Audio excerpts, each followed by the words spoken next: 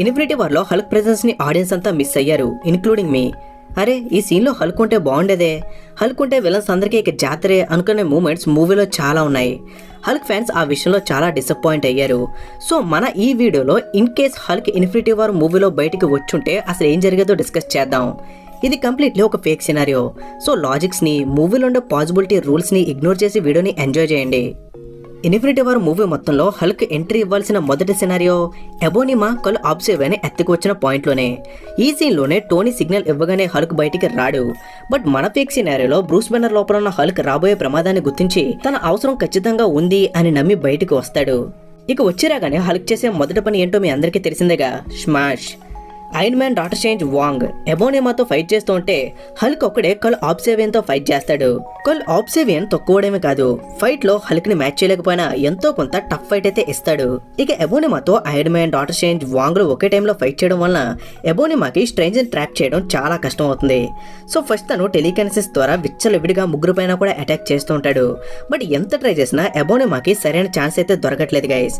Correct గా అప్పుడే space ship ని చూసి స్పైడర్ మ్యాన్ కూడా ఆ ప్లేస్ కి వస్తాడు. ఇక ఐరన్ మ్యాన్ స్పైడర్ ని చూసి డాక్టర్ బ్యానర్ కి హెల్ప్ చెయ్యి అని పంపిస్తాడు.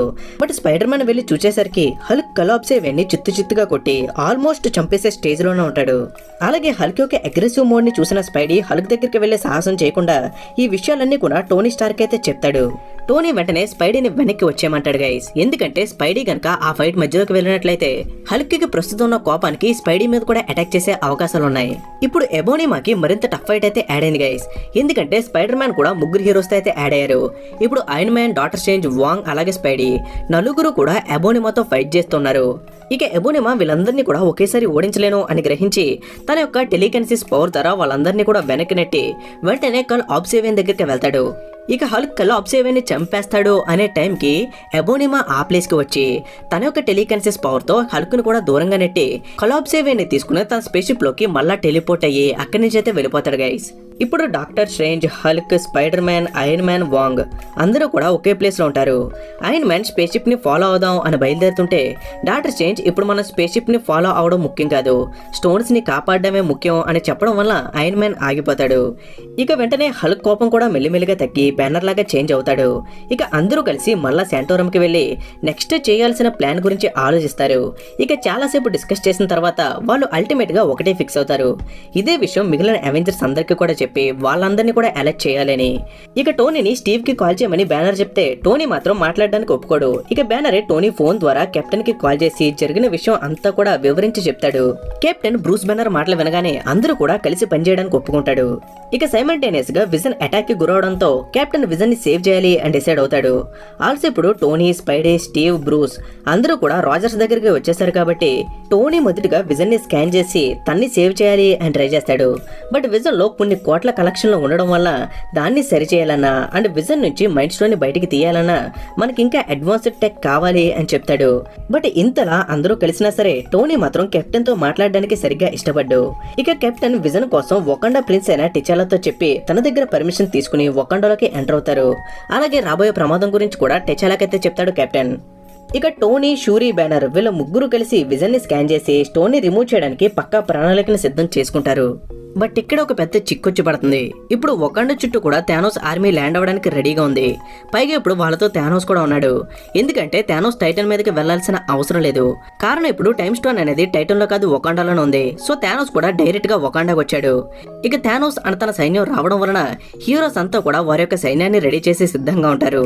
బట్ ఇక్కడ వకాండా వాసులందరికీ కూడా ఒక పెద్ద షాక్ ఉంటుంది గైస్. యాక్చువల్ గా వకాండా చుట్టూ ఒక రక్షణ కవచం ఉంటుంది. బట్ థానోస్ చాలా ఈజీగా స్పేస్ స్టోన్ యొక్క హెల్ప్ తో అవతల నుంచి ఇవతలకైతే వచ్చేస్తాడు.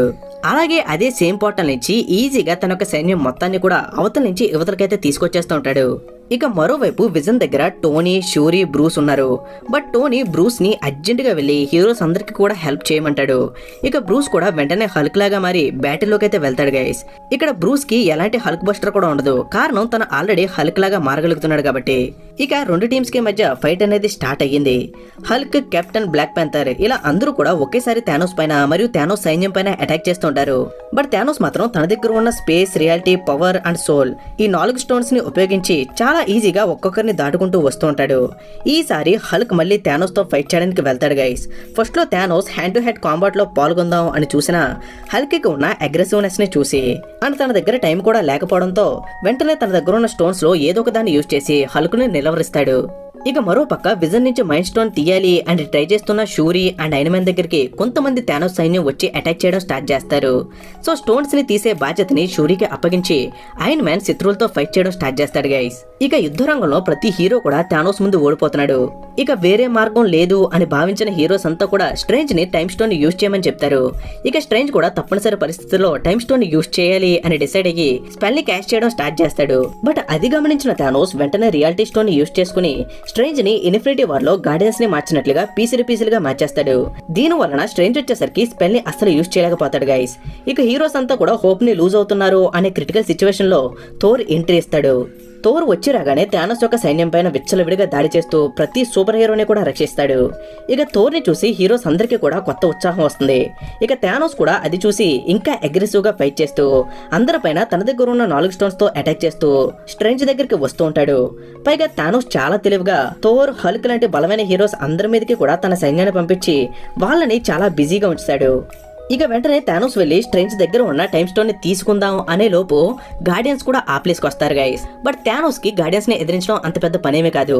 తన దగ్గర ఉన్న స్టోన్స్ తో గార్డియన్స్ అందరినీ కూడా ఈజీగా పక్కకి నెట్టి స్ట్రేంజ్ దగ్గర ఉన్న టైమ్ స్టోన్ ని తన సొంతం చేసుకుంటాడు. ఇక టైమ్ స్టోన్ ని తీసుకున్న వెంటనే తన గాంట్లెట్ లో ఇన్స్టాల్ చేసుకుని వెంటనే టైం ని పాజ్ చేసేస్తాడు. సో టైం ని పాజ్ చేయడం వల్ల ఎవ్రీ సూపర్ హీరో అండ్ అలాగే ఎవ్రీ విలన్ పాజ్ మోడ్ లోనే ఉండిపోతాడు గైస్. అంటే ఎటు కదలలేక అలా పాజ్ అయిపోయి ఉంటారు. సో కేవలం ఇక్కడ థానోస్ మాత్రమే కదలగలడు. ఎందుకంటే టైమ్ స్టోన్ తన కంట్రోల్ చేస్తున్నాడు కాబట్టి. ఇక తనకు కావాల్సింది మైండ్ స్టోనే కాబట్టి డైరెక్ట్ గా షూరీ యొక్క ల్యాబ్ లోకి వెళ్లి విజన్ దగ్గర నుంచి మైండ్ స్టోన్ అయితే తీసుకుంటాడు. అది కూడా చాలా ఈజీగా కూల్ గా నడుచుకుంటూ వెళ్తాడు. ఇక థానోస్ కి స్టోన్స్ అన్ని దక్కక ఏం చేస్తాడో మనందరికీ కూడా తెలిసిందిగా. చిటిగా వేసి 50% పీపుల్ ని నాశనం చేసేస్తాడు. సో ఆ 50% లో కూడా ఎవరెవరు ఉన్నారు అనే విషయం పక్కకు పెడితే ఈ సినారియోలో కూడా థానోస్ నెగ్గాడు గైస్. ఇక ఈ వీడియోకి తింటే ఈ వీడియో కనుక మీకు నచ్చినట్లయితే తప్పనిసరిగా వీడియోని లైక్ చేసి మీ ఫ్రెండ్స్ కి మరియు ఫ్యామిలీ మెంబర్స్ కి సజెస్ట్ చేశారంటే నాకు మళ్ళీ నెక్స్ట్ వీడియోస్ చేయడానికి చాలా ఎంకరేజింగ్ గా ఉంటుంది guys. Thank you for watching.